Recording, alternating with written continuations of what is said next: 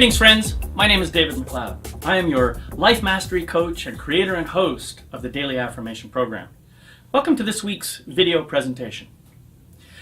Recently, I've had experiences and interactions with people that have led me to look at the idea of enlightenment and what it really means.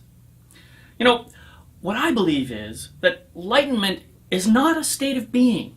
I don't think it's the case that one day a switch gets thrown and suddenly you are enlightened. You don't just walk around in your life completely in the dark about life and then suddenly have all the answers. Okay, to be fair, I suppose I'll have to admit that such transitions are possible, but they don't seem very likely or very common. What really resonates with me much more deeply is the idea that enlightenment is a process. And every circumstance, event, condition, and person that comes into your life is an instrument brought to you by a very loving universe to help you move to the next level of your natural evolution. You can think of it metaphorically as a spiraling path that you follow during your life, or possibly during many lives. Each cycle around the spiral brings you back to what might look like your starting point, but because you now have some experiences under your belt as a result of your travel, it isn't exactly the same. And occasionally, as you traverse this spiral, you may find yourself making a quantum leap here and there. And that's much like jumping a number of levels to increase your enlightenment substantially more than normal.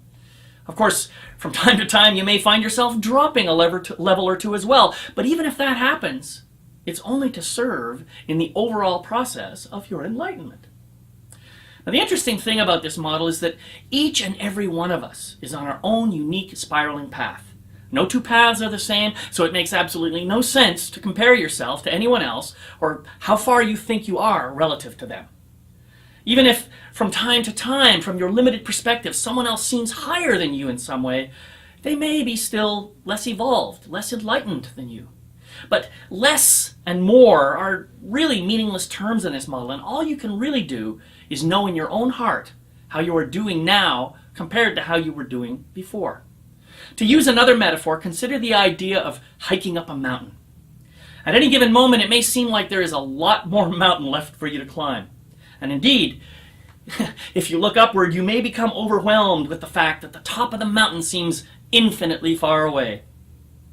Well, when this happens, a great thing to practice is simply to stop where you are, take a few breaths, and then turn around and look down the mountain. When you see how far you've come, even if you've taken some stumbles as you've been traveling up this mountain, you'll begin to appreciate your own experiences for what they have been to you. In other words, you'll appreciate just how enlightened you are right now. And you won't have any need to compare yourself to anyone else, or even to compare yourself to a previous version of yourself. What liberation there is in this! What freedom! Knowing that your own path of enlightenment is unique and special for you. And what a gift, too, knowing that you can share what you've learned with others, whether they choose to use that information or not. So this week, I encourage you to honor yourself for how far you've come in your enlightenment process, and to remember that you can keep evolving as long as you choose to.